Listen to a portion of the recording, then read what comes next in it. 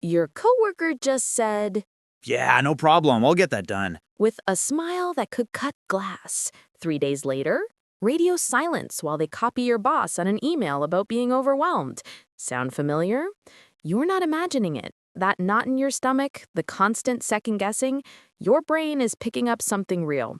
Today, we're tackling passive-aggressive behavior at work, and I'm showing you exactly how to handle it without losing your mind. We've got a quick 5-question assessment woven through this video, plus 3 research-backed tools you can use tomorrow. Passive-aggressive behavior isn't just someone having a bad day. According to psychologist Tim Murphy's research, it's a pattern of indirectly expressing negative feelings instead of openly addressing them. Aggression wearing a smile mask. Here's why this wrecks your brain. When someone's directly aggressive, your threat response knows what to do: fight or flight.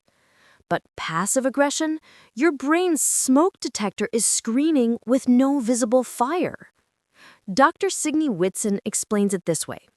The disconnect between their words and actions puts your logic center in constant conflict with your emotional alarm system.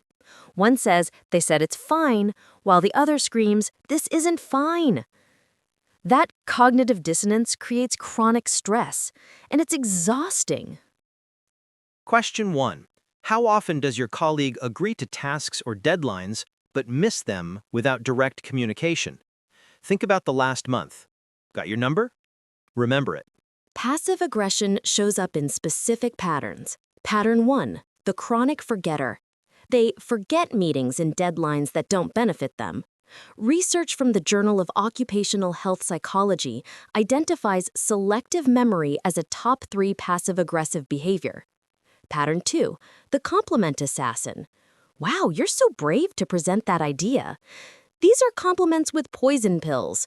Dr. Andrea Brandt calls them crazy-making comments. Pattern 3, the silent treatment professional. They respond to everyone except you. A 2019 Journal of Applied Psychology study showed workplace ostracism activates the same brain regions as physical pain. Pattern 4, the professional victim.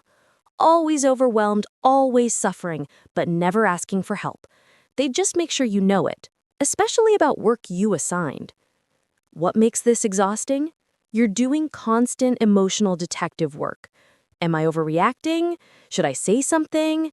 This uncertainty is actually more stressful than direct conflict, according to Stanford research. Question 2. How frequently do you overthink interactions with this colleague or question if you're being too sensitive? 1 to 5.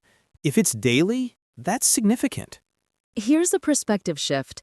Passive-aggressive people usually aren't evil masterminds. They're often people who never learned healthy conflict skills. Dr. Leon Seltzer explains that passive aggression typically develops where direct expression of disagreement was dangerous. Maybe speaking up got them punished growing up.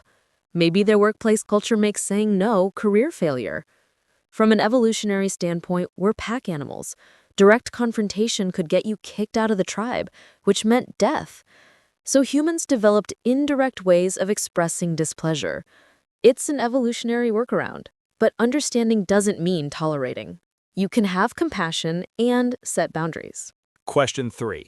When you directly address a concern, how often do they deflect, deny, or turn it back on you? Be honest. What happened when you tried? If you scored 4 or 5, you're not imagining things. Their whole style is built on avoiding direct conflict. Here's validation.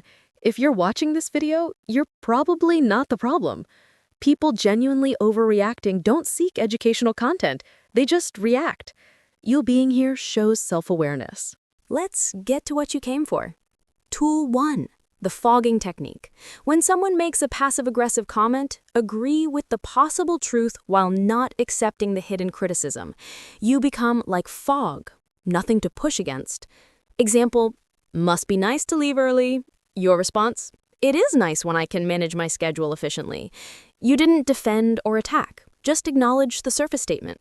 This diffuses the power because passive aggression only works if you engage with the hidden message. Dr. Manuel Smith found this effective because you're not giving them the emotional reaction they're seeking. Another, "I guess some people have natural talent," said sarcastically.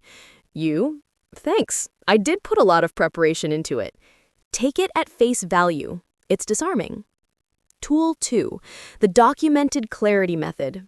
Passive-aggressive people thrive in verbal ambiguity. Remove it. Document everything in writing. After any conversation, send a brief message. "Hey, confirming our conversation. You'll handle X by Friday. Let me know if anything changes." This creates accountability, removes their ability to forget, and protects you if things escalate. I know it feels formal, but this isn't about being difficult. It's about being clear. High-functioning teams communicate this way anyway. At positivepsychology.com, there's a complete assertive communication worksheet package with templates for every common passive-aggressive pattern. Link in the description. Question 4. How often does this behavior negatively impact your work quality, deadlines, or reputation? Be honest about the actual impact. Tool 3, the strategic boundary. Create boundaries around your energy and interdependence. Reduce your reliance on them. Can tasks be restructured? Can communication go through someone else? Organizational psychologist Dr. Adam Grant found the most successful strategy wasn't changing the difficult person, it was changing your exposure to them. This looks like volunteering for projects without them, scheduling your deadlines earlier so their delays don't hurt you, being strategically busy. Permission you need, you don't have to fix them. You don't have to maintain deep relationships with everyone. Professional and cordial is enough. If nothing works and it's affecting your mental health, document everything and talk to HR or your manager. That's protecting yourself. PositivePsychology.com has a professional boundaries toolkit with templates for these conversations. Final question. How much does this colleague drain your energy or affect your well-being outside work? 1 is minimal. 5 means it's following you home. Add up your 5 numbers. Total between 5 and 25. 5 to 10. Low-level friction. Occasional behavior, manageable. Use fogging and documented clarity. Pretty normal in workplaces. 11 to 18. Significant challenge. Real stress and complications. You need all 3 tools consistently. That assertive communication worksheet becomes valuable here. Consider documenting for HR. 19 to 25. High-impact situation. This is serious. You need bigger picture solutions, manager conversation, HR intervention, or evaluating if this job is worth the toll. Your mental health matters more than any job. No matter your score, you're not broken for struggling with this. Passive aggression is one of the hardest communication styles to deal with because it's designed to be confusing. You're not alone. Passive aggression is everywhere, from sitcoms to high-performing companies. Steve Jobs had a direct style, but even at Apple, researchers found managers dealing with passive-aggressive team members. You're now aware. You have language for this. You have tools. That's more than 90% of people in your situation.